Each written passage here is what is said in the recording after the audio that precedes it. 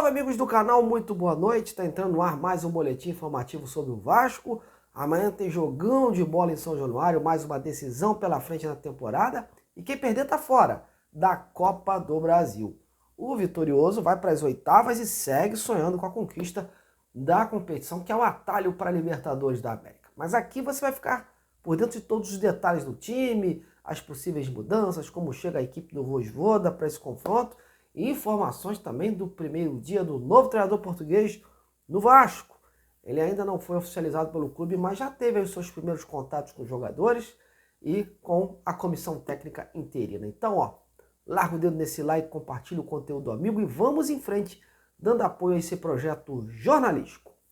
Bom, não vou negar para vocês que o embate jurídico entre Associativo e 777 segue chamando as atenções do noticiário Cruz Maltino. Mas eu vou tentar, neste boletim de hoje, nesse primeiro momento, focar no importante duelo que acontece amanhã, às 21h30 em São Januário, pela Copa do Brasil.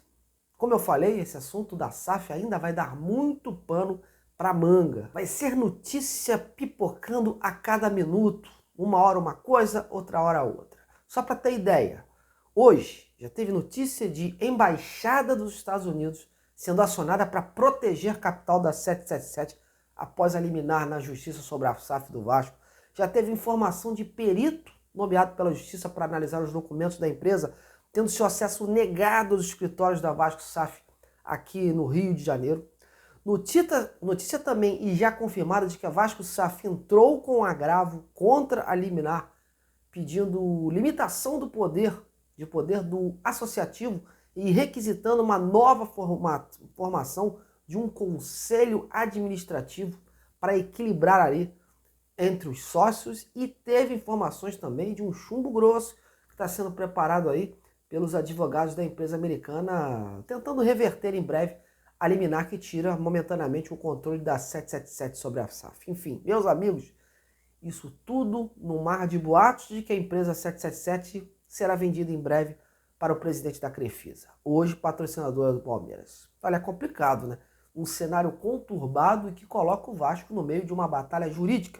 A gente não sabe o que vai dar. Mas hoje é um ponto de interrogação essa situação da SAF. Mas a discussão vai muito além do futebol. E como o momento pede equilíbrio dentro de campo, vamos nos concentrar momentaneamente, pelo menos hoje, para essa partida importante que o Vasco tem nesta terça-feira à noite em São Januário. Casa cheia, e onde o torcedor vai precisar apoiar e muito para que o time possa avançar para as oitavas de final da Copa do Brasil. Lembrando que neste regulamento, essa questão de gol fora não existe mais, galera. Então, portanto, qualquer empate que seja, a vaga será decidida nos pênaltis, já que no primeiro jogo não houve um vencedor. Mas antes da gente falar da preparação do time, vamos abrir um parênteses rápido para falar da chegada do novo técnico Álvaro Pacheco, o Portuga da Boina. Já conheceu hoje as instalações do CT Moacir Barbosa, teve seu primeiro contato com o elenco e com a comissão técnica interina.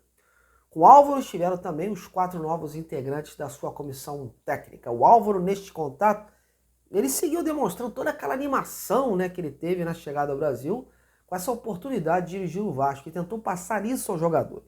Além disso, falou algumas frases de efeito, frases de motivação para que seus novos comandados levem para dentro de campo nesse jogo de amanhã, e para o trabalho também que está para começar. Acima de tudo, pediu muita união e foco, e que a ambição precisa fazer parte da mentalidade dos atletas. O Álvaro seguiu elogiando a estrutura interna do clube, assim como fez ontem quando chegou ao Brasil. Mas em seguida, sob os olhares do novo comandante, foi então iniciado o treinamento para essa partida de amanhã, onde o interino Rafael Paiva vai seguir dentro de campo.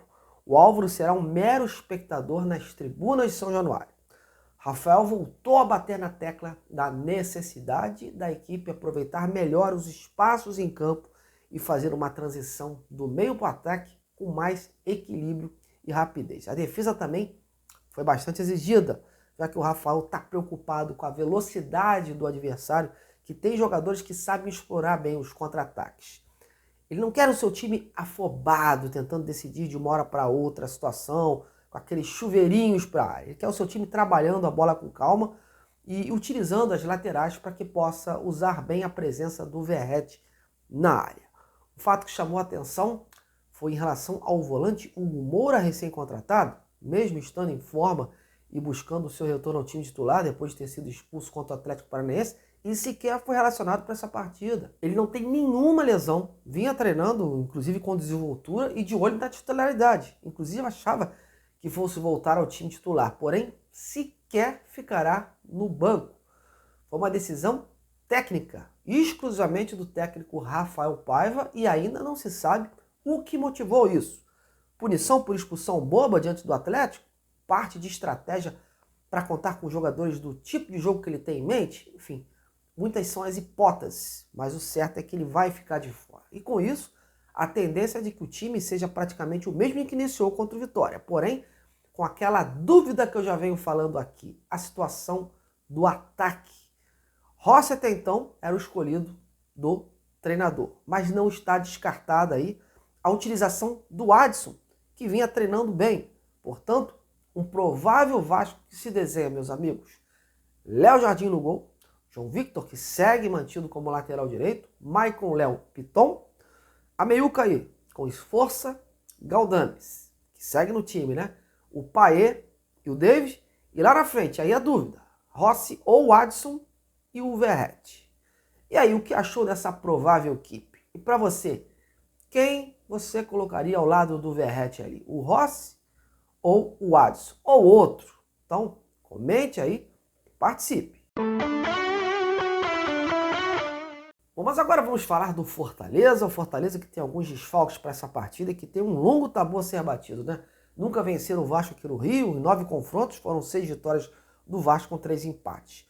Como é de praxe, galera, eu sempre convido o setorista do time adversário para dar uma palhinha aqui de como chega a equipe para esse confronto. Porém, hoje eu vou ficar devendo esta participação, porque quem eu convidei de última hora teve um probleminha particular e não pôde gravar aqui algumas informações. Mas ele me deu algumas informações aqui para eu passar para essa partida e eu vou situar vocês. Como eu falei no início deste programa, o time tem algumas baixas para essa partida. Mas a principal delas, de última hora, é o zagueiro Brits, que segue lesionado e nem viajou com a delegação aqui para o Rio. Ele formaria ali a zaga junto com o Tite, velho conhecido da torcida do Vasco, e para o seu lugar deve jogar o Kusevic, aquele mesmo, do ex-Curitiba, que quase vem aqui para o Vasco na época do Alexandre Matos. Os demais desfalques são Renato Kaiser, né, o ex-atacante do Vasco, que por já ter atuado na competição pelo Criciúma não vai poder ser escalado. O Caleb, o Lucas Sacha e o Pedro Rocha. Todos no departamento médico, mas não eram opções assim para o time titular. Se nada mudar, o Vojvoda deve mandar a seguinte equipe a campo: João Ricardo, Tinga, Kusevic, Tite, Bruno Pacheco, Zé Wellison, Hércules, Pochettino, Iago Pikachu, Machuca e Lucero. Esse jogo promete, meus amigos. A equipe do Fortaleza não é boba, tem um bom ataque aí, como vocês viram a escalação. É bem treinado e tem organização tática. E vem para o Rio tentando aí jogar no erro do Vasco. O Vasco, por sua vez, terá o apoio do seu torcedor. Mas fora de campo vive um clima conturbado com essa guerra de eliminados da SAF, essa guerra de informações. Aliás, essa semana promete ser muito quente, né? Muitas movimentações jurídicas, cartas na manga, boatos de venda e intensa guerra no tribunal. Resta ao time se manter concentrado, focado e esquecer o extracampo para que possa garantir essa classificação, porque uma eliminação na altura do campeonato iria ser péssimo para esse momento que já não é lá essas coisas. Mas eu tô indo. Amanhã, depois do jogo, a gente tenta voltar ao canal para poder bater um papo rápido com vocês. Valeu demais! Até lá!